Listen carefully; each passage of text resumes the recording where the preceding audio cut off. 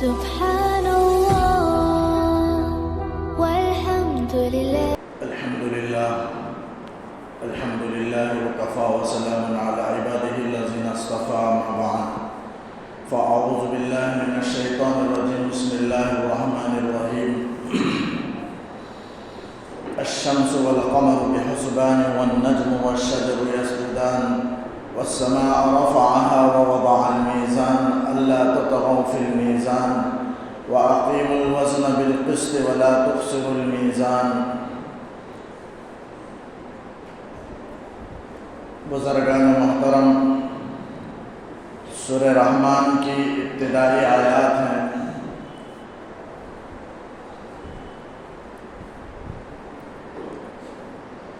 اس سورت کے اندر اللہ تعالیٰ اپنی نعمتوں کا اور اپنی قدرتوں کا اللہ تعالیٰ نے تذکرہ فرمایا.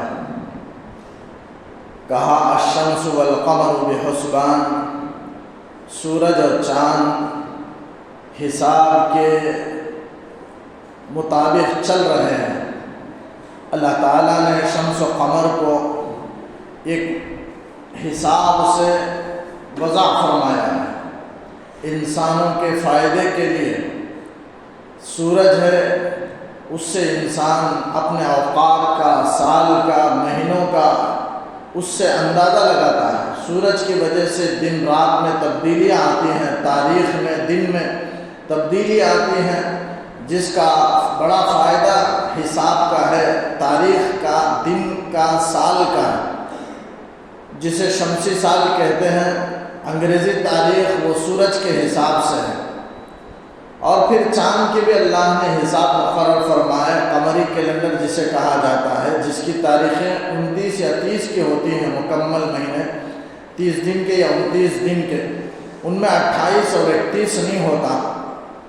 اور چاند کے ذریعے سے اللہ تعالیٰ نے شریعت کے بہت سے احکام کا دار و مدار قمری تاریخ پر رکھا ہے.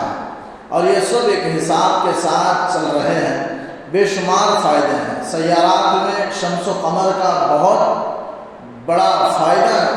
تمام سیارات میں شمس و قمر کا ہے بڑا کردار، پوری کائنات میں، پورے عالم کے اندر. اس لیے اللہ تعالیٰ نے خصوصیت کے ساتھ ان دو سیاروں کا ذکر فرمایا، سورج اور چاند کا.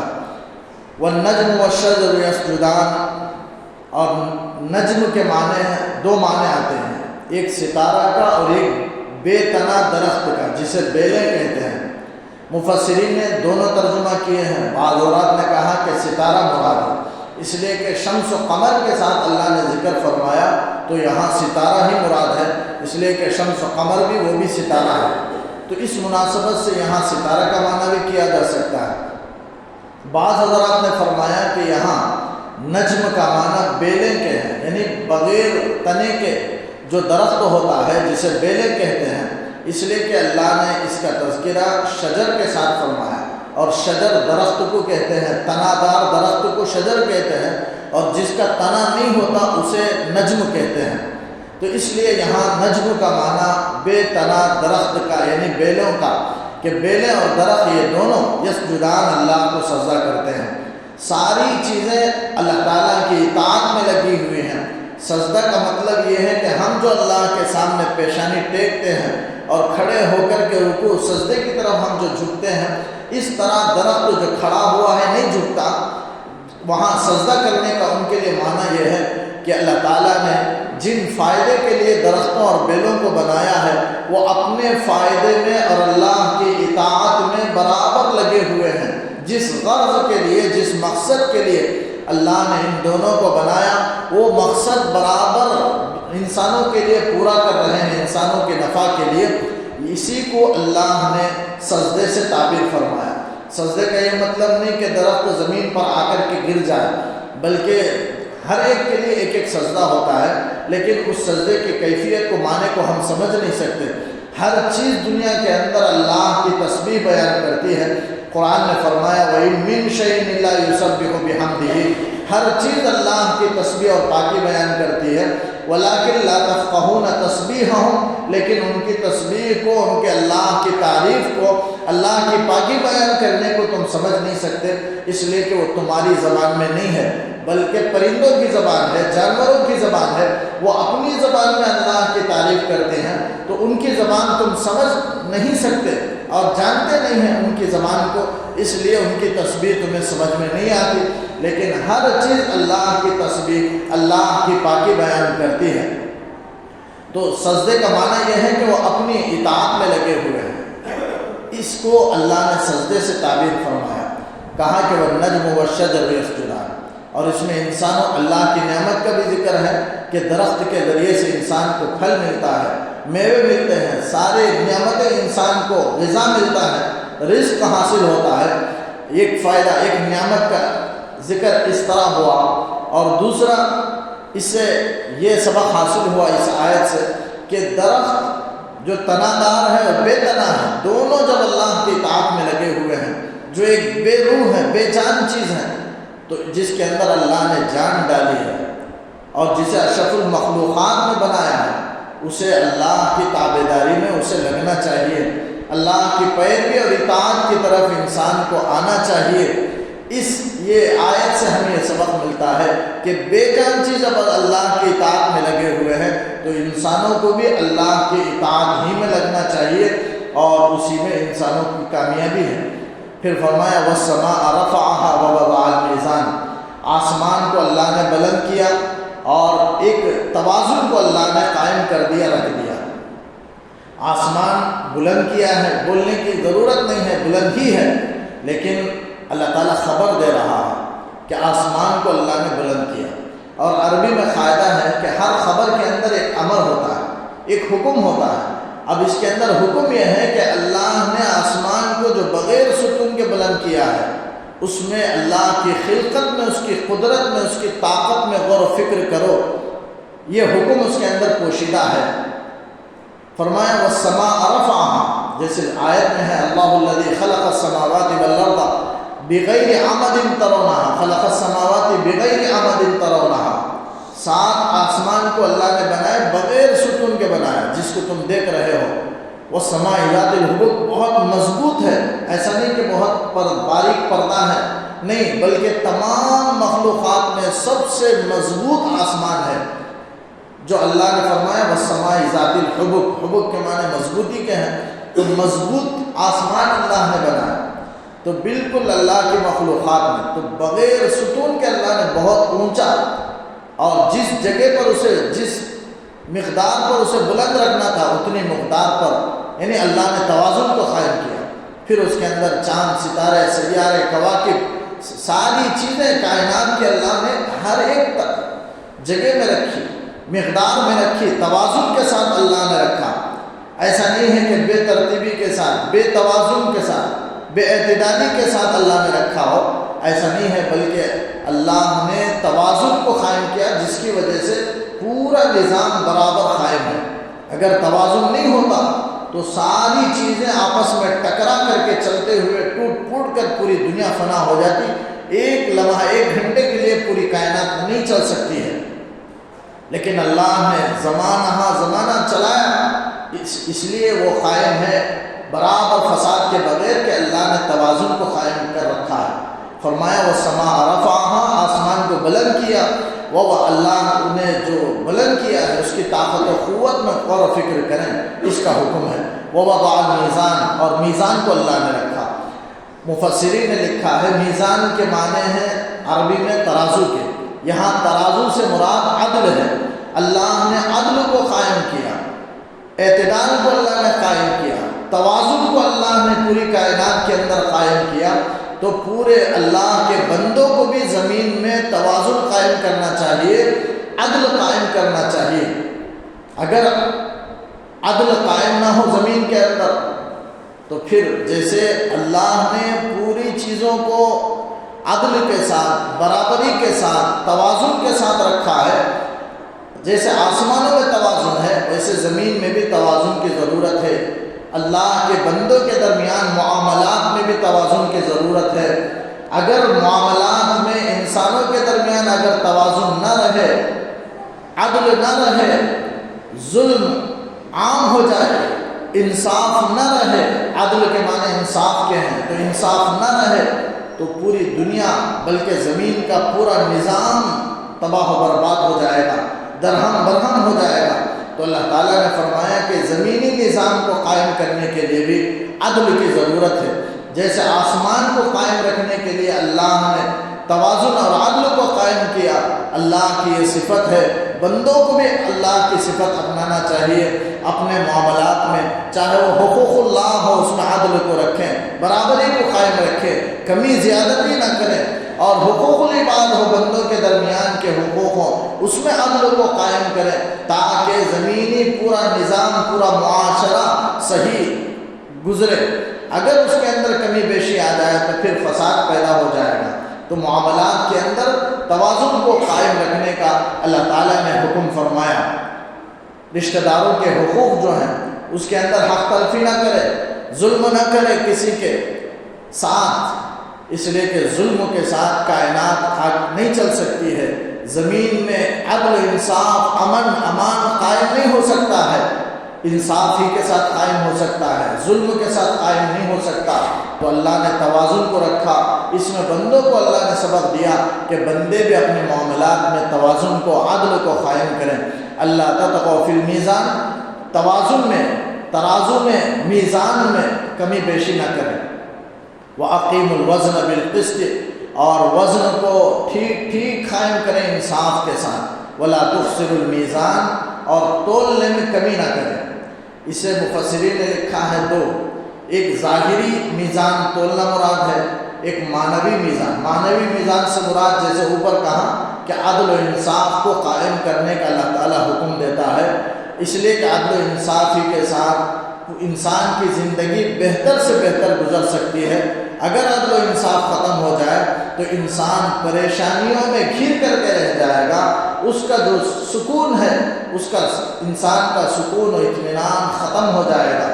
انسان کی زندگی میں سکون و اطمینان کے لیے، معاشرے میں صحت کے لیے انسان کے لیے ضروری ہے کہ وہ زمین میں عدل کو، انصاف کو قائم رکھے۔ قسط کے معنی انصاف کے ہیں، فرمایا وَأَقِیمُوا الْوَزْنَ بِالْقِسْطِ، انصاف کے ساتھ وزن کو، توازن کو، عدل کو ٹھیک ٹھیک زمین پر قائم کرو۔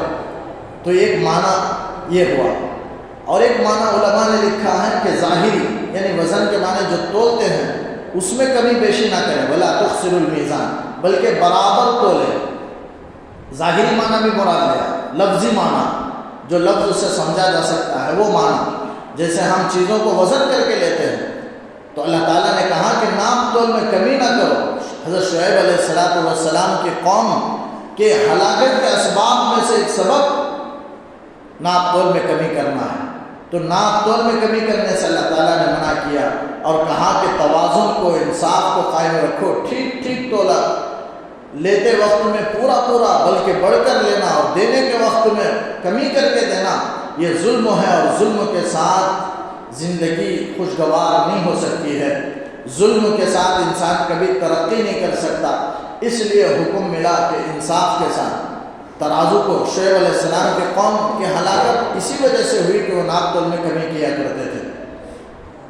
تو وَلَا تُخْسِرُوا الْمِيزَانَ میں اللہ تعالیٰ نے حکم دیا کہ کمی بیشی نہ کریں۔ ویسے تو آج کل الیکٹرانک ترازو آ گیا جس کی وجہ سے وہ کمی بیشی ختم ہو گئی، لیکن پھر بھی پرانے عورتوں کے پاس وہ تولنے کا آلہ ہوتا ہے، ہر ایک نہیں کرتے ہیں، اس کا اندازہ ہو سکتا ہے کہ اس میں کمی بیشی ہو، اس لیے اللہ تعالیٰ نے منع کر دیا۔ لیکن کمی بیشی اور بھی چیزوں میں ہوتا ہے، جیسے کسی چیز وزندار چیز کو زور سے اگر ترازو میں ڈالیں تو اگر 4 کلو کا ہو تو 4.5 کلو دکھائے گا، تیزی کے ساتھ نمبر جائے گا جس کی وجہ سے بڑھ جائے گا اس کا وزن، یہ بھی منع کیا گیا۔ جیسے قصعی حضرات گوشت کھولتے ہیں تو اس طرح اگر کوئی اوپر سے ڈالے زور سے تو قوت کی وجہ سے اس کے نمبروں میں اور کلو میں اضافہ ہوتا ہے، کچھ وزن بڑھ جاتے ہیں، اسے بھی منع کیا گیا۔ ہر طریقے سے کوئی بھی آدمی گوشت خریدنے کے لیے جائے اور قصائی ہڈیاں زیادہ ڈال دے اور چھپا کر کے تول میں ڈال دے تو یہ بھی ناپ تول میں کمی ہے، اس لیے کہ اس نے ہڈی کو خریدنا نہیں ہے، ہڈی خریدنے کے لیے وہ نہیں آیا، بلکہ گھر سے بول کر کے آیا ہے کہ میں گوشت تو گوشت خریدنے کے لیے آیا، لیکن وہاں ترازو میں ہڈیوں کو زیادہ تول کر کے ڈالا جا رہا ہے۔ یہ بھی علماء نے لکھا ہے ایک قسم کی کمی ہے، یہ بھی وزن میں کمی کرنا ہے۔ جانور کی خریداری ہے، خریدنے کے وقت میں اس کا وزن جتنا ہو 12 کلو مثلاً ہو تو اس سے پہلے پانی پلا دینا، کھلا دینا تاکہ وزن میں اضافہ معلوم ہو۔ یہ سب کمی بیشی ہے، کمی اور زیادتی ہے، اس سے منع کیا گیا۔ تو ایک ظاہری معنی بھی اس کے اندر بعض مفسرین نے مراد لیا کہ وَأَقِیمُوا الْوَزْنَ بِالْقِسْطِ، وزن کو انصاف کے ساتھ ٹھیک ٹھیک قائم رکھو، وَلَا تُخْسِرُوا الْمِيزَانَ، میزان میں عدل ترازو میں تولنے میں کمی نہ کیا کرو۔ وَالْأَرْضَ وَضَعَهَا لِلْأَنَامِ، اللہ تعالیٰ شروع سے یہاں تک 2 چیزوں کو بیان کیا، ایک توحید و قدرت کو اللہ نے بیان کیا اور دوسرا عدل و انصاف قائم رکھنے کا حکم فرمایا۔ پھر اس کے بعد تیسری نعمت اللہ نے بیان فرمائی۔ اب تک بے شمار نعمتوں کا ذکر ہو گیا، لیکن جو اہم اور بڑی چیزوں کا اللہ نے تذکرہ کیا اس میں تیسری چیز ہے اس سے آسمان کا، شمس و قمر کا اللہ نے ذکر فرمایا۔ آسمان کے مقابلے میں زمین کا اللہ نے ذکر کیا، وَالْأَرْضَ وَضَعَهَا لِلْأَنَامِ، زمین کو اللہ نے مخلوقات کے لیے تیار کی ہے۔ وضع کے معنی رکھا کا معنی تیار کیا، یعنی زمین کو اللہ تعالیٰ نے بنانے کے بعد اس قابل بنایا کہ انسان اس میں زندگی گزار سکے، ورنہ اونچ نیچ تھا، انسان کا زندگی گزارنا ناممکن تھا اور پانی پر وہ حرکت کر رہا تھا۔ تو اللہ تعالیٰ نے انسانوں کو ٹہرانے کے لیے پہاڑوں کو میخ کی طرح گاڑ دیا۔ وَالْجِبَالَ أَوْتَادًا، اوتاد وتد کی جمع ہے، وتد کے معنی عربی میں میخ کے ہیں۔ تو فرمایا پہاڑوں کو میخ بنا کر کے زمین پر اللہ نے گاڑ دی تاکہ زمین حرکت نہ کرے، انسانوں کا ٹہرنا اس میں ممکن ہو۔ اس طرح زمین کو ٹہرا کر کے انسانوں کو بسایا، پھر اس کی زرخیز میں پانی برسا کر کے اللہ تعالیٰ نے نباتات اگائے، انسانوں کے کھانے کا رزق اللہ نے، پورا رزق کا بنیاد اور پورا ذریعہ اللہ نے زمین کو رکھ دیا۔ زمین سے سارے اناج اور غلہ اگتے ہیں، انسان کے جتنے غذائیں رزق ہیں سب زمین اگاتی ہے۔ تو یہ اللہ نے زمین کو رکھا اور اسے تیار کیا مخلوقات کے لیے۔ والارض، زمین کو وضعها، اللہ نے تیار کیا، للانام، انام کے معنی مخلوق کے ہیں۔ الگ الگ مفسرین نے اس کا معنی بیان کیا۔ حضرت عبداللہ ابن عباس رضی اللہ عنہ نے انام کا معنی بیان کیا کہ ہر ایسی چیز جس میں روح ہو، جان ہو، ایسی چیز کو انام کہتے ہیں۔ اور مشہور ترجمہ مخلوق کا ہے۔ اس مخلوق میں صرف انسان اور جن نہیں، بلکہ انسان اور جنات کے علاوہ دوسرے جتنے جاندار ہیں سب کے رہنے کے لیے اللہ نے زمین کو بنایا۔ انسان یہ نہ سمجھے کہ صرف انسانوں کے لیے، جنات کے لیے اللہ نے زمین بنائی، اب اس کسی اور کو، دوسرے مخلوقات کو اس زمین پر رہنے کا کوئی حق نہیں ہے، ایسا نہیں ہے، بلکہ سارے جاندار کو رہنے کے لیے اللہ نے زمین کو بنایا، انسان کے لیے بھی، جنات کے لیے بھی، دوسرے جاندار کے لیے بھی اللہ نے زمین کو بنایا رہنے کے لیے۔ فرمایا والارض وضعها للانام، زمین کو اللہ نے تیار کی ساری مخلوقات کے لیے۔ فیہا فاکہۃ، اس میں پھل ہیں، انسان جو لذت حاصل کرنے کے لیے، خوش طبعی کے لیے اور سیر و تفریح کے طور پر لذت حاصل کرنے کے لیے کھانے کے بعد جو پھل کھاتا ہے اسے فاکہہ کہتے ہیں۔ تو میوے، پھل اللہ نے زمین سے پیدا کیے، زمین میں رکھ دیے، اس کے ذریعے سے وہ اگتے ہیں۔ والنخل ذات الاکمام، اور اسی طرح کھجور کا درخت میں کھجور لگتا ہے تو وہ غلاف والا ہوتا ہے، ذات الاکمام، یعنی جب کھجور کا درخت اس میں جب ابتدا میں پھول آتے ہیں تو پھول پر اللہ تعالیٰ ایک غلاف چڑھا دیتا ہے، پکنے کے بعد وہ غلاف اتر جاتا ہے، لیکن شروع میں ایک غلاف اس کے اوپر ہوتا ہے، اس کا اللہ نے تذکرہ کیا۔ ورنہ اس کے علاوہ بھی بہت سارے پھل ایسے ہیں جو غلاف کے ساتھ ہوتے ہیں، جیسے موز ہے، اندر کا جو موز ہے اوپر، تاکہ ہر قسم کے گندگی سے بچے، دھول وغیرہ سے اور گندی مکھیوں کے بیٹھنے سے، ہر چیز کی گندگی اور آلودگیوں سے بچانے کے لیے اللہ تعالیٰ نے پھل پر ایک چھلکا چڑھا دیا، اور اندر کا مغز انسان کھاتا ہے لیکن وہ محفوظ رہتا ہے، چھلکے کی وجہ سے اسے نکال کر کے پھینک دیا جاتا ہے کھانے کے وقت میں، لیکن جب تک کھانا کھائے اس وقت تک اس پر وہ حفاظت کے لیے چڑھا رہتا ہے۔ اللہ تعالیٰ نے نعمت کے طور پر اس کا تذکرہ کیا۔ کہ کھجور کا درخت، کھجور کے ذات الاکمام غلاف والے پردوں میں، غلافوں میں وہ کھجور موجود ہوتا ہے۔ والحب ذو العصف والریحان، اور دانہ جو بھوسوں والا ہے یہ بھی اللہ کی طرف سے ایک بڑی نعمت ہے۔ والریحان، اور پھول، خوشبو کی پھولیں۔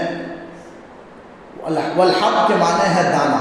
اب دانہ میں گیہوں بھی آئے گا، چاول بھی آئے گا، چنا بھی آئے گا، اور جتنی ماش کی دال، مسور کی دال، جتنی چیزیں ہیں جس کا بھوسا بنتا ہے، اور الگ کرنے کے بعد اندر کا جو دال وغیرہ ہے انسان کے لیے غذا کے لیے کام آتے ہیں، اور جو بھوسا جو پھینکنے کے قابل ہو کر کے الگ ہو جاتا ہے، اس سے وہ جانوروں کی غذا بنتے ہیں۔ اور وہ بھی جو بھوسا ہے وہ اندر کے دانے کی حفاظت کے لیے اللہ تعالیٰ نے بھوسے کو اوپر بنایا۔ یہ اللہ کی بڑی نعمت ہے، ویسے ورنہ انسان کیسے اس کو کھائے گا؟ اگر اس کے اندر، اس کے اوپر غلاظت اور گندگیاں لگی ہوئی ہوں تو انسان کے لیے کھانا مشکل ہے۔ اس لیے اللہ نے انسان کی غذا کو آسانی کے ساتھ فراہم کرنے کے لیے بھوسوں کو اللہ نے اوپر چڑھا دیا۔ تو اس کا اللہ نے تذکرہ کیا، والحب ذو العصف والریحان، دانہ جو بھوسے والے ہیں۔ والریحان، ریحان کے دو معنی ہیں، ایک خوشبودار پھولیں اللہ نے زمین میں زینت کے لیے اور خوشبو کے لیے اللہ نے بنائی۔ یہ بھی اللہ کی بے شمار نعمتوں میں سے ایک نعمت ہے۔ قسم قسم کے، رنگ برنگ کے، کوئی نہیں بنا سکتا اس طرح جیسے اللہ نے درختوں سے اگایا، ویسا خوشبودار کوئی نہیں بنا سکتا۔ اگر بنا بھی لیا جائے کاغذ کے ذریعے سے، خوشبو اس کے اندر موجود نہیں ہوگی، لیکن اللہ نے اسے بنایا جسمدار، اور اس کے اندر اللہ نے خوشبو بھی رکھی۔ ایک معنی خوشبودار پھول کا، ریحان کا علماء نے، مفسرین نے کی، اور ایک معنی روزی کا کیا ہے کہ اللہ نے روزی زمین کے اندر رکھ دی ہے، وہ انسان روزی حاصل کرتا ہے۔ یہ بھی اللہ کی بڑی قدرت ہے۔ اور ایک غیر مشہور ایک تفسیر بعض حضرات نے یہ بھی کی ہے ریحان کی، کہ ایک قسم کا پھول ہے جو جنات کے بہت پسندیدہ پھول ہیں، اور اس جگہ میں وہ جہاں یہ پھول ہوں وہاں جنات کا ورود ہو جاتا ہے، اسے گلے ریحان کہتے ہیں۔ اسی کا اللہ نے تذکرہ کیا، چونکہ آگے انسان اور جن دونوں کے لیے جو نعمت کی چیزیں ہیں ان کا اللہ نے ذکر فرمایا، تو جنات کی ایک پسندیدہ چیز گلے ریحان ہے، اللہ نے اس کا تذکرہ جنات کے لیے کیا اور فرمایا کہ والریحان، تو والحب ذو العصف والریحان، یہ سب اللہ کی نعمتیں ہیں۔ آگے اللہ نے جن و انس سے خطاب کر کے فرمایا، فَبِأَيِّ آلَاءِ رَبِّكُمَا تُكَذِّبَانِ، تم اپنے رب کی کون کون سی نعمتوں کو اور کون کون سی قدرتوں کو تم جھٹلاؤ گے۔ یہ آیت اس سورہ کے اندر 30 پر ایک مرتبہ اللہ نے مکرر فرمایا۔ عربی میں قاعدہ ہے تردید اور تقریر کا۔ تردید کے معنی ہے کہ ایک مقدار کے بعد، کلام کے ایک مقدار کے بعد ایک ہی جملے کو بار بار لانا، اسے تردید کہتے ہیں۔ جیسے سورہ شعراء میں ہے، ان فی ذلک لآیہ وما کان اکثرهم مؤمنین وان ربک لہو العزیز الرحیم، یہ سورہ شعراء میں اللہ نے بار بار ذکر فرمایا، اس کو تردید کہتے ہیں۔ اور جیسے سورہ قمر میں فکیف کان عذابی ونذر ولقد یسرنا القرآن للذکر فہل من مدکر، بار بار اللہ نے ذکر فرمایا۔ اور سورہ مرسلات میں ویل یومئذ للمکذبین، بار بار ذکر فرمایا۔ اسے تردید کہتے ہیں۔ اور ایک ہے تقریر۔ تقریر کے معنی ہے ایک جملے کے بعد ایک ہی جملے کو بار بار لانا۔ وہ قرآن مجید میں یہ ایک ہی صورت میں ہے، سورہ رحمان میں، کہ ہر ایک جملے کے بعد اللہ تعالیٰ یہ جملہ فَبِأَيِّ آلَاءِ رَبِّكُمَا تُكَذِّبَانِ لے کر آیا۔ تو 30 پر ایک مرتبہ سورہ رحمان میں یہ آیت لائی گئی۔ اس کا مفہوم کیا ہے؟ اللہ تعالیٰ بار بار نعمتوں کو یاد دلا رہا ہے۔ جیسے کوئی کسی پر بار بار احسان کرے اور سامنے والا احسان کا انکار کرے، منکر ہو، تو کہنے والا کہتا ہے کہ میں نے تجھ پر فلاں احسان کیا، تجھے یاد نہیں، میں نے تجھے فلاں چیز دی، تو اس کا شکریہ ادا نہیں کرتا، میں نے تیرے ساتھ یہ بھلائی کی، تجھے اس کا خیال نہیں ہے۔ اس طرح بار بار احسان کو یاد دلاتا ہے۔ اسی طرح اللہ تعالیٰ یہاں سورہ رحمان میں بندوں پر جس بے شمار نعمتیں اور بے شمار جو اللہ کی قدرتیں ہیں اسے یاد بار بار دلا کر کے اپنی عبادت کی طرف اللہ تعالیٰ دعوت دے رہا ہے، اور کہتا ہے کہ اللہ کا شکر گزار بندے بن جاؤ۔ فرمایا فَبِأَيِّ آلَاءِ رَبِّكُمَا تُكَذِّبَانِ، ربکما کے معنی ہیں تم دونوں اپنے پروردگار کی۔ اب یہاں دونوں سے کون مراد ہے؟ جن اور انسان، اولین انسان ہے پھر جن ہے، بہرحال کسی بھی پہلے رکھیں، بہرحال اس میں دونوں داخل ہیں۔ اللہ تعالیٰ نے جتنے مخلوقات بنائے سب میں دو مخلوق کو اللہ نے مکلف بنایا، بقیہ سب غیر مکلف ہیں، ان کو کوئی جزا بھی نہیں سزا بھی نہیں، بس وہ وجود میں آنے کے بعد ختم ہو جانا ہے۔ لیکن دو مخلوق ایسی ہیں جن کے لیے تعلیمات ہیں، احکامات ہیں، اور پھر ان کے آنے کے بعد جزا بھی ہے، سزا بھی ہے، ختم بھی ہونا ہے، پھر دوبارہ جینا بھی ہے، اللہ کے سامنے حاضر ہونا ہے اور جواب دینا ہے، پھر اپنے کیے کا جزا اور سزا کی صورت میں بدلہ بھی پانا ہے۔ وہ دو مخلوق ہیں، ایک انسان ایک ہے، ایک جن ہے۔ یہ احکامات پر عمل کرنے کی ذمہ داری کا بوجھ یہ دو اٹھائے۔ ان عرضنا الامانۃ علی السماوات والارض والجبال، اللہ تعالیٰ کہتا ہے یہ امانت ہے، شریعت کے احکامات پر عمل کرنے کی ذمہ داری کو قبول کرنا، اس کو اللہ نے امانت کہا، اور کہا یہ پہاڑوں پر، آسمانوں پر، زمینوں پر اللہ نے پیش کیا، سب نے انکار کر دیا، انسان نے اسے اٹھا لیا۔ تو دو مکلف کے معنی ہیں اللہ کے حکم پر عمل کرنے کی تکلیف ان کو دی گئی ہے، لہذا تکلیف دی گئی مخلوق کو مکلف کہتے ہیں، انسان اور جن ہے۔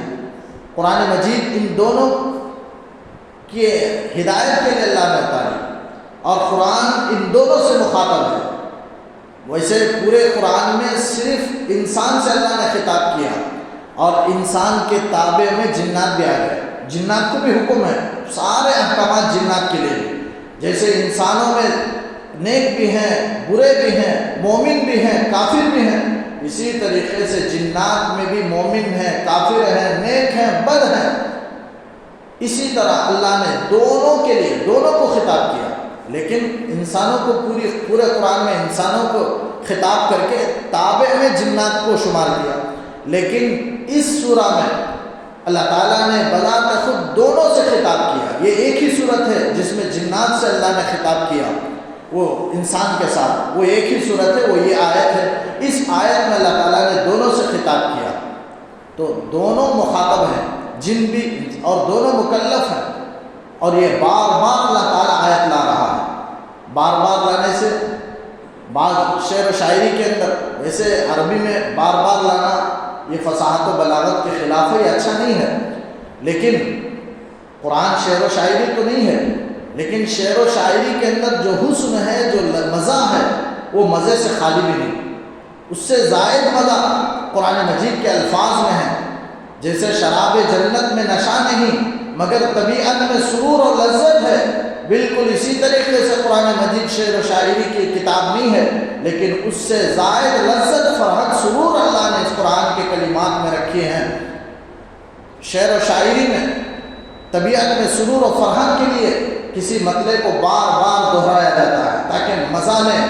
بالکل اسی طریقے سے قرآن مجید میں بھی اللہ تعالیٰ اس کے لذت کو محسوس کرنے کے لیے اس آیت کو بار بار دہرایا ہے کہ فَبِأَيِّ آلَاءِ رَبِّكُمَا تُكَذِّبَانِ، اور یہ جو تکرار ہے، تکرار محض نہیں ہے، بلکہ ہر آیت کے بعد جو اللہ نے جو فَبِأَيِّ آلَاءِ رَبِّكُمَا تُكَذِّبَانِ لایا، وہ اس نعمت کے مقابلے میں، اس نعمت کے سوال میں اللہ نے فَبِأَيِّ آلَاءِ رَبِّكُمَا تُكَذِّبَانِ کو اللہ نے لے کر کے آیا۔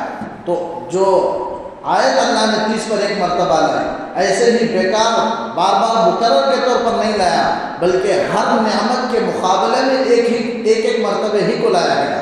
ایک نعمت کے مقابلے میں 30 پر ایک مرتبہ نہیں لایا گیا، بلکہ ایک نعمت کا، بلکہ نعمتوں کا اللہ نے ذکر کیا، پھر ایک مرتبہ فَبِأَيِّ آلَاءِ رَبِّكُمَا تُكَذِّبَانِ لے کر آیا۔ تو اللہ تعالیٰ دونوں سے خطاب کرتے ہیں۔ ایسے موقع پر یہ آیت سنیں تو مقتدیوں کو، بلکہ سامع کو، سننے والے کو یہ کہنا مستحب ہے۔ آپ صلی اللہ علیہ وسلم نے صحابہ سے بھی فرمایا کہ تم کیوں نہیں کہتے؟ جنات کہنے لگے اس آیت کو سننے کے بعد۔ لیلۃ الجن میں، جن کی رات، آپ صلی اللہ علیہ وسلم جس رات میں جنات کی تبلیغ کے لیے آپ گئے، جسے لیلۃ الجن کہتے ہیں، اس میں سورہ رحمان کی آپ نے تلاوت کر کے سنائی، تو انہوں نے کہا اس آیت کو سن کر کے کہ لا بشیء من نعمک ربنا نکذب فلک الحمد، اے اللہ ہم تیری نعمتوں میں سے کسی نعمت کی تکذیب نہیں کرتے، جانتے ہیں سب کہ قارون ہے اللہ کی نعمتوں کا انکار کیا، اللہ کی نعمت ہونے کا انکار کیا اور کہا کہ یہ سب انما اوتیتہ علی علم عندی، یہ میرے علم سے، میرے ہنر سے، میرے فن سے، میری صلاحیت سے مجھے مال حاصل ہوا ہے، کسی نے نہیں دیا۔ قارون انکار کرنے لگا اور سارا خزانہ اپنے قوت بازو سے جمع کیا ہوا سمجھا، حالانکہ اللہ کا عطا کیا ہوا تھا۔ قارون نے زمین پر اللہ کی نعمتوں کا صراحتاً انکار کرنے والا وہ قارون رہا، لیکن اس سے بہتر وہ جنات ہیں جو اس آیت کو سن کر کے کہنے لگے کہ لا بشیء من نعمک ربنا نکذب فلک الحمد، اے اللہ، اے پروردگار، تیری نعمتوں میں سے ہم کسی کی تکذیب نہیں کرتے، تیرے ہی لیے تمام تعریفیں ہیں۔ تو یہ مستحب ہے کہ اس آیت کو سننے کے بعد سامع اس کا جواب دیں اور یوں کہیں کہ لا بشیء من نعمک ربنا نکذب فلک الحمد۔ یہ فبأی آلاء ربکما تکذبان کے سلسلے میں کچھ باتیں تھیں، 30 پر ایک مرتبہ آئے گا، صرف ترجمہ کروں گا، تفسیر نہیں ہوگی، ایک ہی مرتبہ، پہلی مرتبہ اس کی تفسیر کر دیا گیا۔ خلق الانسان من صلصال کالفخار، آگے فرمایا کہ انسان کو اللہ نے پیدا کیا کھن کھناتی مٹی سے، پکی ہوئی مٹی سے، ٹھیکری کی طرح۔ فخار کے معنی ہے ٹھیکری۔ جیسے مٹی کی چند قسمیں ہیں، ایک جگہ اللہ نے کہا کہ انسان کو ٹھیکری سے، ٹھیکری جیسی مٹی سے، کھن کھناتی مٹی سے، بجنے والی مٹی سے، یعنی ایسی مٹی کہ جسے کچھ شکل دینے کے بعد جب اسے مارا جائے، بجایا جائے تو اس میں آواز نکلے، ایسے مٹی کو کھن کھناتی مٹی کہتے ہیں۔ ایک جگہ اللہ نے کہا کہ صرف انسان کو مٹی سے بنایا، من تین، اور ایک جگہ فرمایا من تین لازب، چکنی مٹی سے بنایا، اور ایک جگہ اللہ نے کہا کہ من حمأ مسنون، گلی ہوئی، سڑی ہوئی، بدبودار مٹی سے انسان کو بنایا۔ اور اس آیت میں فرمایا کہ کھن کھناتی مٹی سے، بجنے والی مٹی سے انسان کو بنایا۔ 4 طریقے سے قرآن میں اس کا ذکر ہے، لیکن چاروں خلاف نہیں، چاروں صحیح ہے، لیکن درجات ہیں۔ پہلے انسان کو اللہ نے جس جگہ فرمایا من تین مٹی سے، وہ مٹی سے بنایا، اس کے بعد اللہ تعالیٰ نے پانی ملا کر کے اس کے اندر رکھا تو من تین لازب بن گیا، چکنی مٹی۔ پھر اس کے بعد اسے ایسے ہی پانی ڈال کر کے چند دن چھوڑ دیا گیا تو وہ سڑی بدبودار، وہ پانی جمنے کی وجہ سے جو بدبو پیدا ہو جاتی ہے، اسے من حمأ مسنون فرمایا کہ سڑی ہوئی مٹی سے اللہ نے وہ چھوڑ دیا تو وہ سڑی ہوئی مٹی بن گئی۔ پھر اس کے بعد ایک انسان، اس مٹی سے اللہ نے انسان کا خالق بنایا، شکل بنایا۔ پھر وہ مٹی سوکھنے کے بعد ایک گھڑے کی شکل، جیسے گھڑے میں مارنے پر آواز نکلتی ہے، اسی طریقے سے انسان کی شکل بنانے کے بعد اسے جب مارا جائے تو اس میں آواز آنے لگی، بجنے والی مٹی، کھنکھناتی مٹی اسی کو کہتے ہیں، یعنی سوکھنے کے بعد جو شکل ٹھیکرے کی اختیار کر لیتی ہے، اس میں اللہ نے وہ ٹھیکرے کی شکل بننے کے بعد اس میں اللہ نے روح پھونکی۔ تو یہ ترتیب ہے، درجات کو، ترتیب کو اللہ نے بیان فرمایا، ورنہ چاروں صحیح ہیں اور یہ ترتیب ہے انسان کی پیدائش کے۔ فرمایا خلق الانسان من صلصال کالفخار، انسان کو کھنکھناتی مٹی سے، ٹھیکری کی طرح بجنے والی مٹی سے پیدا کیا۔ وخلق الجان من مارج من نار، اور جن کو اللہ نے بنایا آگ کے شعلے سے۔ مارج شعلے کو کہتے ہیں جن، جان، جیسے انسان کے اول، جو انسانوں میں اول آدم علیہ السلام ہے جن کو ابو البشر کہا جاتا ہے، ویسے جنات میں سب سے جو بڑا تھا اسے ابو الجن، ابلیس اس کا نام تھا، اس کو ابو الجن کہتے ہیں، اور اسے جان کہا گیا۔ والجان، جان سے مراد وہی ہے جو سب سے، ابلیس میں جو سب سے پہلا تھا، جو ابو الجن ہے اسی کو جان۔ جیسے ابو البشر جو انسانوں میں اول ہیں آدم علیہ السلام، ان کو مٹی سے بنایا، اس کے بعد نسل نطفے سے چلی۔ بالکل اسی طریقے سے جنات میں پہلی قسم کا جو جن تھا، جو اعلیٰ اوپر، اسے اللہ نے آگ کے شعلے سے بنایا۔ پھر اس کے بعد وہ نسل چلی ذریت سے، جیسے انسانوں کی نسل ذریت سے، اولاد سے چلی، اسی طرح بعد میں سلسلہ چلا، لیکن پہلے انسان کو مٹی سے بنایا اور پہلے جن کو اللہ نے آگ کے شعلے سے بنایا۔ مارج کہتے ہیں ایسے، اصل آگ اسے کہتے ہیں جو دکھتا نہیں ہے، جیسے ہوا دکھتا نہیں ہے، آگ بھی دکھائی نہیں دیتا، لیکن جو دکھائی دیتا ہے وہ آگ کا شعلہ ہے، آگ نہیں ہے۔ آگ دکھائی نہیں دیتا، وہ ہوا کی طرح ہے، لیکن جو دکھائی دیتا ہے وہ آگ کا شعلہ ہے۔ اور ایسا آگ کا شعلہ جس میں دھواں نہیں ہوتا، ایسے آگ کے شعلے سے اللہ نے جن کو بنایا۔ فرمایا وَخَلَقَ الْجَانَّ مِن مَارِجٍ مِّن نَارٍ، آگ کے شعلے سے جس میں دھواں نہ ہو، ایسے آگ کے شعلے سے جن کو پیدا کیا۔ فَبِأَيِّ آلَاءِ رَبِّكُمَا تُكَذِّبَانِ، تم اپنے پروردگار کی کون کون سی نعمت کو جھٹلاؤ گے، اپنے پروردگار کی قدرتوں کو، کون کون سی قدرتوں کو تم جھٹلاؤ گے۔ رب المشرقین و رب المغربین، وہ مشرقین کا بھی رب ہے، مغربین کا بھی رب ہے۔ مشرق ایک کو کہتے ہیں، سورج طلوع ہونے کی جگہ اسے مشرق کہتے ہیں، اور سورج کے ڈوبنے کی جگہ اسے مغرب کہتے ہیں۔ اب یہ قرآن میں واحد بھی آیا ہے، تثنیہ کا صیغہ بھی آیا ہے، جمع کا صیغہ بھی آیا ہے۔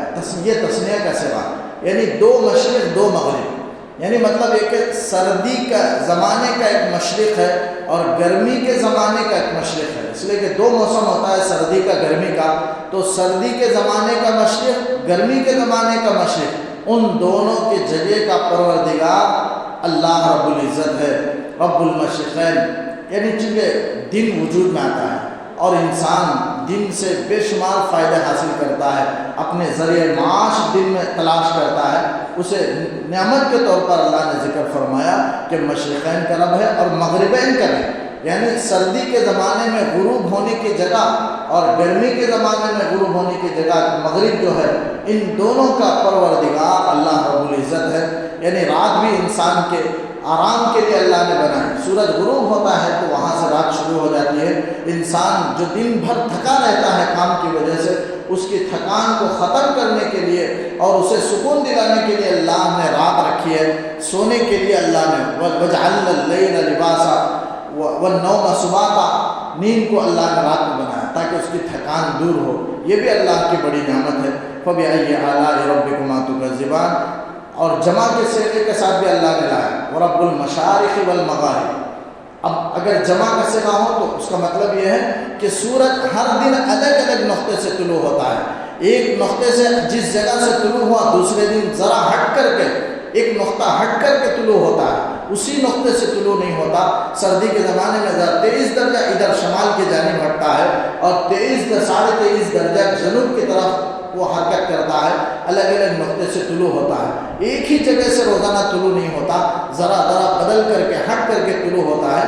اس اعتبار سے مشارق جمع کا صیغہ لایا گیا۔ تو فَبِأَيِّ آلَاءِ رَبِّكُمَا تُكَذِّبَانِ، تم اپنے رب کے پروردگار کی تم دونوں کون کون سی نعمت کو جھٹلاؤ گے۔ مَرَجَ الْبَحْرَيْنِ يَلْتَقِيَانِ، دو سمندروں کو چلایا جو ملتے ہیں۔ سمندر میں اللہ تعالیٰ نے میٹھا پانی کا سمندر بھی بنایا، کھارا پانی کا بھی سمندر بنایا، دونوں سمندر چلتے ہیں، یلتقیان ملتے ہوئے چلتے ہیں، لیکن آپس میں ایک دوسرے میں گھلتے نہیں، ملتے نہیں۔ بینہما برزخ لا یبغیان، ان دو کے درمیان ایک آڑ ہے جس سے وہ تجاوز نہیں کرتے۔ اللہ تعالیٰ نے ایک آڑ رکھ دیا ہے، یعنی بہت سے علاقوں میں ایسے ہیں کہ دو میٹھا پانی اور کھارا پانی دونوں کا سمندر مل کر کے جا رہا ہے، بہت سارے علاقے ایسے ہیں۔ بحرین کے معنی دو سمندر، بحرین کے معنی، باہر کے معنی سمندر کے ہیں، تو بحرین دو سمندر جو ملتے ہیں۔ بہت سی جگہوں میں دیکھا ہوگا، ہم نے تو نہیں دیکھا لیکن لکھا گیا ہے کہ دو سمندر ہیں جو برابر دور تک چلتے رہتے ہیں، ایک پانی لیا جائے تو میٹھا ہے اور دوسری طرف کا لیا جائے تو سمندر کا کھارا پانی ہے، یہ دونوں برابر چل رہے ہیں، آپس میں نہیں ملتے۔ یہ اللہ نے ایک آڑ رکھ دی ہے، وہ آڑ کیا ہے؟ ایک تو اللہ کا حکم ہے، وہ آڑ ہے، یعنی تو کوئی گاڑی چیز اگر پتلی چیز میں ڈالا جائے تو نہیں ملتا، جیسے شہد پانی میں ڈالے تو وہ نہیں ملتا ہے، تو گاڑی چیز پتلی چیز دونوں آپس میں نہیں ملتے۔ تو کھارا پانی ہے موٹا ہے اور میٹھا پانی ہے پتلا ہے، تو اس لیے دونوں آپس میں ایک دوسرے میں نہیں ملتے، یہی آڑ ہے اللہ نے رکھ دی ہے۔ تو فرمایا بینہما برزخ لا یبغیان، تو بہت یہ اللہ کی قدرت ہے۔ سمندر ہے، بعض جگہ کھارا پانی اوپر ہے اور نیچے میٹھا پانی ہے، اور بعض جگہ دونوں مل کر کے جا رہے ہیں، اور بعض سمندر میں دونوں پانی آ کر کے گرتے ہیں، گرنے کے بعد دونوں الگ الگ ہو کر کے بازو ہو کر کے چلتے ہیں لیکن آپس میں نہیں ملتے۔ یہ سب اللہ کی قدرتیں ہیں۔ اللہ تعالیٰ نے فرمایا ایک تو میٹھا پانی انسان کھیت کو سیراب کرتا ہے، کھارا پانی اس سے کھیت خراب ہو جائے گا، میٹھا پانی انسان کھیتوں کو سیراب کرتا ہے، انسان اپنے پینے کے لیے استعمال کرتا ہے، بے شمار فائدے ہیں کھارا پانی کے اور میٹھا پانی کے، اور کھارا پانی کے بھی بے شمار فائدے ہیں۔ اگر کھارے پانی کو سمندر کے میٹھا بنا دیا جائے تو پھر کھارا جو بہت ساری غلاظتوں کو ختم کر کے رکھ دیتا ہے، اسی لیے اللہ نے نمکین بنایا۔ بہت سے جانور پانی میں مرتے ہیں، غلاظتیں آپ میں پڑتی ہیں، وہ کھارا پن اسے ساری غلاظتوں کو ختم کر دیتا ہے۔ لیکن اگر اسے میٹھا کر دیا جائے تو پوری کائنات میں بدبو پھیل جائے گی۔ میٹھا اسے ختم نہیں کرتا، گلاتا نہیں، سڑاتا نہیں، ختم نہیں کرتا، لیکن کھارا پن وہ نمک وہ ساری گندگیوں کو ختم کر کے رکھ دیتا ہے۔ اسی لیے اللہ نے سمندر کے پانی کو کھارا بنایا۔ یہ سب اللہ کی قدرتیں ہیں۔ یہ فَبِأَيِّ آلَاءِ رَبِّكُمَا تُكَذِّبَانِ يَخْرُجُ مِنْهُمَا اللُّؤْلُؤُ وَالْمَرْجَانُ، ان دونوں سے لؤلؤ اور مرجان نکلتے ہیں۔ لؤلؤ کے معنی موتی کے ہیں، مرجان کے معنی مونگے کے ہیں۔ مونگے یعنی قیمتی پتھر جو کیڑوں کے چھپنے کے، سمندر کے اندر کیڑوں کے چھپنے کے پتھر جو قیمتی پتھر ہے جسے مونگے کہتے ہیں، عربی میں اسے مرجان کہتے ہیں۔ بعض حضرات نے کی ہے چھوٹی موتی کو مرجان کہتے ہیں اور بڑی موتی کو لؤلؤ کہتے ہیں۔ اور موتی یہ حالانکہ قرآن نے کہا دونوں سمندر سے نکلتے ہیں، حالانکہ کھارا سمندر سے نکلتا ہے، موتی میٹھے سے نہیں نکلتا، لیکن قرآن نے کہا ہے اس لیے کہ نیچے میٹھا پانی اوپر کھارا ہے، دو سمندر آپس میں مل کر چلتے ہیں، تو اس لیے یہ کھارے کا تیار کیا ہوا کوئی موتی اگر میٹھے میں آ جائے تو پھر میٹھے سے نکالا جائے، ہو سکتا ہے، تو دونوں سے نکلنا ہوا، اس لیے یخرج منہما اللؤلؤ کر کے کہا کہ دونوں سے موتی نکلتے ہیں۔ لیکن آج مشاہدہ ہے کہ کھارے سمندر سے ہی موتی نکلتا ہے۔ بعض اوقات کہتے ہیں کہ میٹھے پانی میں سطح سمندر پر سی پہ آ کر منہ کھول دیتا ہے، جس کی وجہ سے بارش کی پانی اس کے اندر قطرات چلے جاتے ہیں اور وہ بند کر لیتا ہے، اس کے بعد وہ موتی تیار کرتا ہے جو حسن و جمال کے لیے انسانوں کی زینت میں، رعنائی میں، حسن میں، جمال میں، خوبصورتی میں اضافے کے لیے استعمال کیا جاتا ہے۔ یہ بھی اللہ کی نعمت ہے جس کو اللہ نے فرمایا یخرج منہما اللؤلؤ والمرجان فبأي آلاء ربكما تكذبان۔ انشاءاللہ بقیہ آئندہ عرض کروں گا۔ اللہ تعالیٰ سے دعا ہے کہ اللہ تعالیٰ کئی حسنی باتوں پر عمل کی توفیق دے۔ اللهم صل على سيدنا محمد وعلى آل سيدنا محمد وبارك وسلم عليه۔ ربنا آتنا في الدنيا حسنة وفي الآخرة حسنة وقنا عذاب النار۔ اے اللہ ہم سب کے گناہوں کو معاف فرما، ہم سب کے خطاؤں سے درگزر فرما۔ اے اللہ ہمارے جمع ہونے کو بے انتہا قبول فرما۔ اے اللہ قرآن کریم کے احکامات کو اے اللہ زندگیوں میں ہمارے اے اللہ اتار دے، قرآن پر عمل کرنا ہمارے لیے آسان فرما۔ اے اللہ قرآن کی برکات کو ہماری زندگیوں میں منتقل فرما۔ اے اللہ قرآن مجید سے سچا تعلق، سچا عشق، سچی محبت نصیب فرما۔ اے اللہ ہمیشہ اے اللہ قرآن مجید کو سمجھ کر کے اے اللہ جان کر کے عمل کی توفیق عطا فرما۔ اے اللہ اس میں کمی کوتاہی اور غفلت سے پوری طرح ہماری حفاظت فرما۔ اس دعا کو محض اپنے فضل و کرم سے حضور نبی کریم صلی اللہ علیہ وسلم کے صدقے سے قبول فرما۔ جائزین اے اللہ حاضرین کے جائز مقاصد کو، اے اللہ غائبین کے جائز مقاصد کو تو پورا فرما۔ اس دعا کو محض اپنے فضل و کرم سے قبول فرما۔ وصلی اللہ تعالی وسلم علی خیر خلقہ